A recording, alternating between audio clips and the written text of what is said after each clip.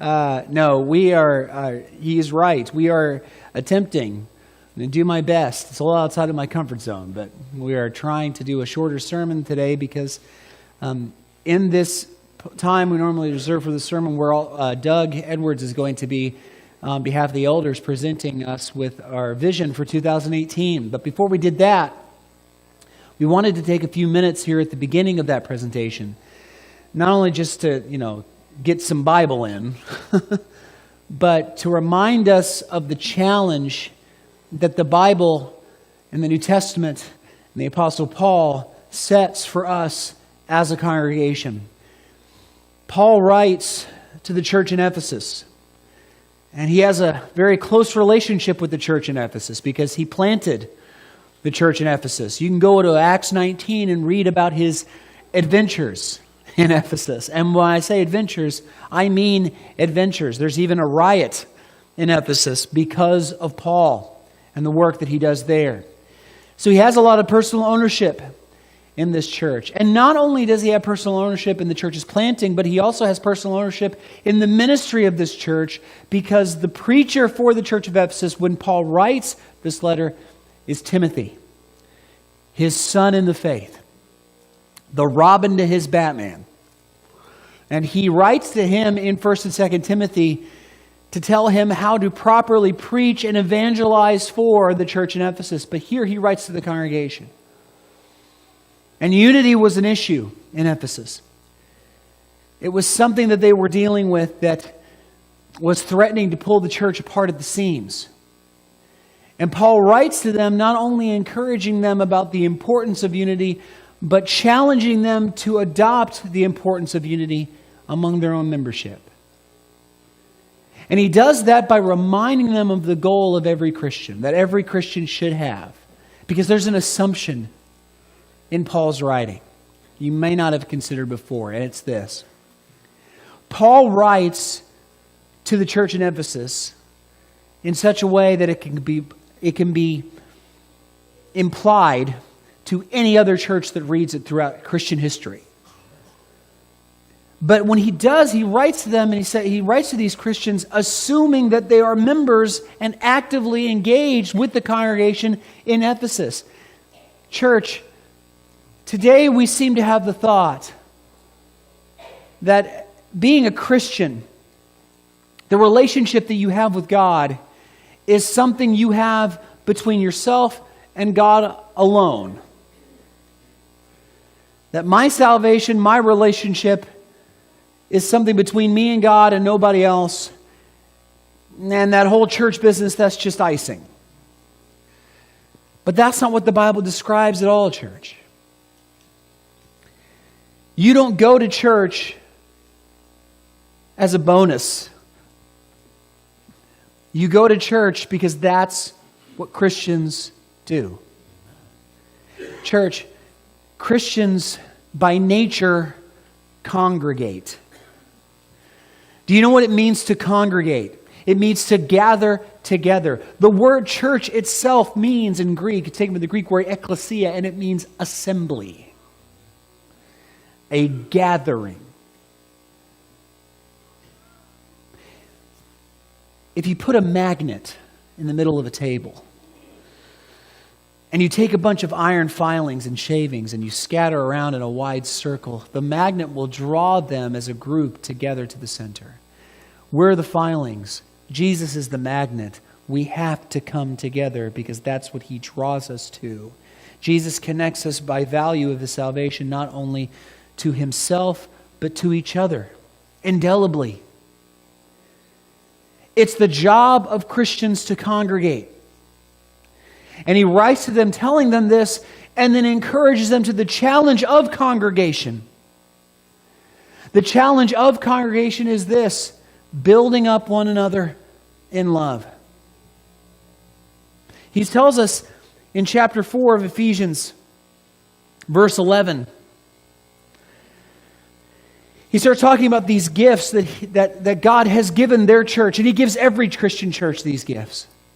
Some have said that this verse means, and if you read it in other versions, you might think it does mean this. Some others have said that this verse means that everybody has their own gifts. Some he's gifted with the ability to be a preacher. Some he's gifted with the ability to be an elder or a pastor. Sometimes he gives them to be abilities to be teachers, and we all have different gifts. That's not what he's saying here. Because most versions lack the definite article, but one of the reasons why I love the ESV is because the ESV leaves in the definite article. The. Is there a difference between a teacher and the teacher? You see the difference? The definite article is used here because it's not that he has gifted you necessarily with the ability to be a teacher or you necessarily with the ability to be a preacher or an evangelist. He is saying that he has given you evangelists. He has given you teachers. He has given you preachers. He has given you elders. He has given you the apostles. He's given you the prophets. And he's telling you, I gave you my word. Look what he says, verse 11. And he gave the apostles, the prophets, the evangelists, the shepherds, the teachers to equip the saints for the what? For the work of ministry, for building up the body of Christ, until we all attain to the unity of the faith and the knowledge of the Son of God, to mature manhood. And I love this sentence, to the measure of the stature of the fullness of Christ. More on that in a moment.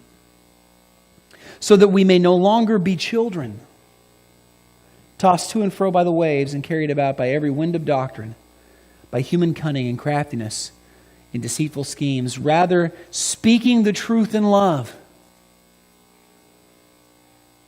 You've heard that before, right? Speaking the truth in love. Who do we speak the truth in love to? We often say, well, that's what we do to people we disagree with. That's not what the verse says. Who do we speak the truth in love to? Each other. As Christians, we speak the truth in love to each other. Why? So that we are to grow up in every way into Him who is the head, into Christ, from whom the whole body, joined and held together by every joint with which it is equipped, when each part is working properly, makes the body grow so that it builds itself up in love. Church, we speak the truth in love so that we build up in love. But did you hear what it said there? To mature manhood, to the measure of the stature of the fullness of Christ. Man, could Paul craft a sentence? The way a sculptor creates a statue, Paul crafts a sentence. To the measure of the stature of the fullness of Christ. I want you to imagine for a moment. I'm going to tell you a story. This is my typical analogy for this verse. And if you've heard it before, I apologize. But I like it too much. But church, there was a dad. And his son was about 5 years old. And he decided that, my dad and I didn't do enough together growing up. My dad was gone all the time, and I didn't see him much, and I always wanted to do more with my dad, so I'm not going to make the same mistake with my son. Every year, we're going to go on a trip, just me and him. And he decides that his son would really like this amusement park, so they pick an amusement park, kind of like Cedar Point. And what they do is that every summer we'll go on this trip, just me and him. And they go the first year, and it's hectic. I don't know if you've ever been with a 5-year-old to an amusement park, but it's a little bit of an ordeal. And you're chasing him around. He's chasing him around. He's seeing all the sights. He's riding all the kiddie rides until finally the little boy rounds a corner. And he sees the biggest roller coaster he's ever seen in his life. And he sees the huge line and the people cheering and screaming, oh, it's so scary, but they're laughing and they're going, and he just wants to ride that roller coaster. So he runs up to it, says, Dad, come on. And he runs, the little 5-year-old boy, and he runs up to the line. And what is in front of every roller coaster line on the planet? Must be this tall to ride.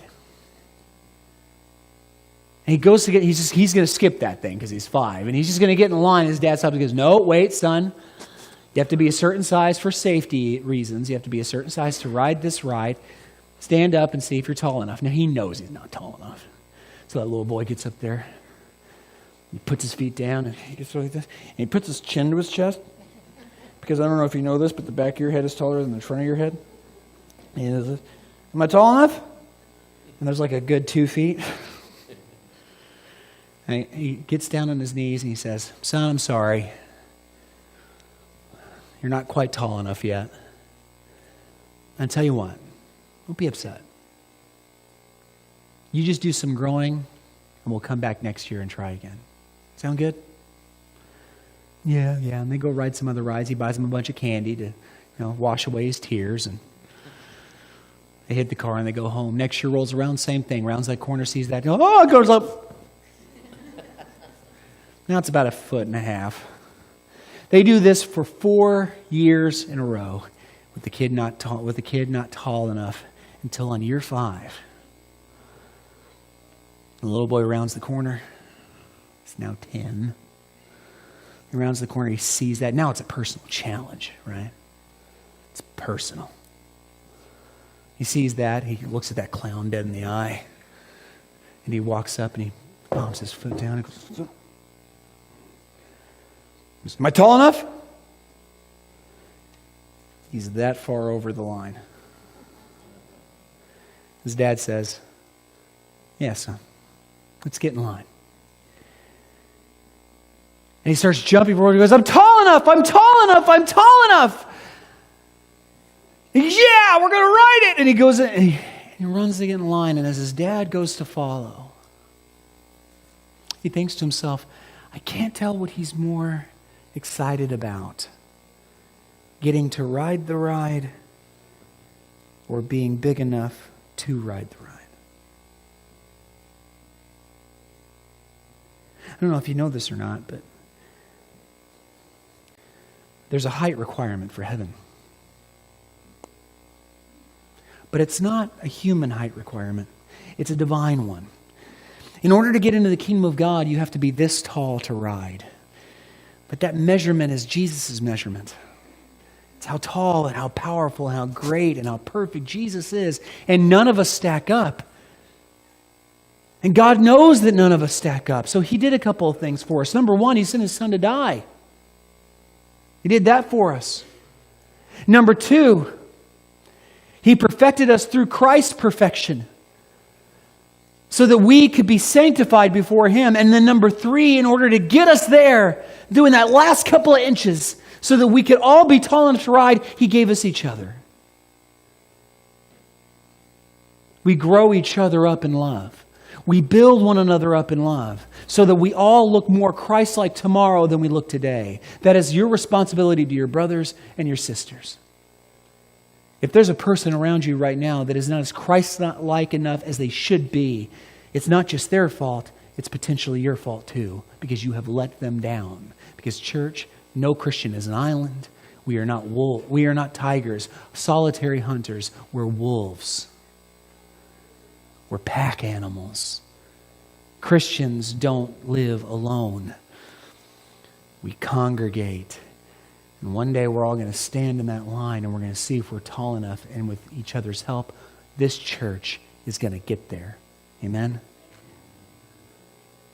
I'm going to turn it over to Doug now. But I want you to keep that in mind, those last few verses.